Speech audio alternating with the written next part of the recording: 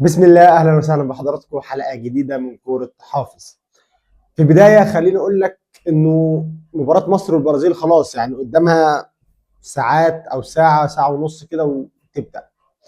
حاجتين عايز اقولهم لك. الحاجه الاولى انه منتخب البرازيل نازل الماتش ده مش ناوي يهزر، مش واخدها كتجربه ليه، لا هو الراجل نازل لك بالفده الثقيله بمعنى اصح. الراجل نازل لك بكل القطع الاثريه بتاعته، مش عارف رافينا ومش عارف فينيسيوس وماركينيوس ومش عارف مين. وبص نازل لك بالشله. انشيلوتي قال لك انا هنزل لك بالشله في قلب الملعب ويلا ورينا هتعمل ايه.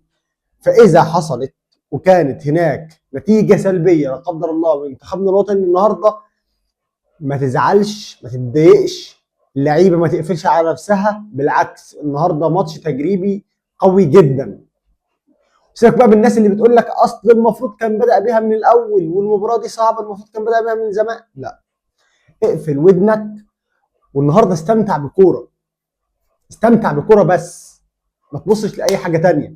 بعيدا بقى عن انه النهارده هتلاقي ملعب مش كويس الى حد ما، اجواء بص هتقرفك في حياتك وعيشتك. بقولها لك من دلوقتي اهو، هتقرفك في حياتك وعيشتك. لا اصل الملعب في سحابه جايه، في مش عارف عاصفه رايحه، في امطار هتنزل، في امطار هتطلع. بص يعني كاس عالم اعصر على نفسك تمام وانت بتتفرج عليه. عشان من الاخر هتلاقي بقى توقفات كتيره، الماتش ممكن في ساعه ساعه ونص بيخلص بثلاث ساعات. بص اعصر على نفسك ليمونتين ثلاثه، سهله وبسيطه وعدي الدنيا. تمام، بعد البطوله نبقى نتكلم. بعد ما نعدي البطوله باذن الله على خير لمنتخبنا نبقى نتكلم، ممكن اللي بيحصل ده كله يكون في صالحنا احنا. فباذن الله توفيق يكون حليف لمنتخبنا النهارده. خبر سريع كده علشان بس الحلقه النهارده حلقه خفيفه.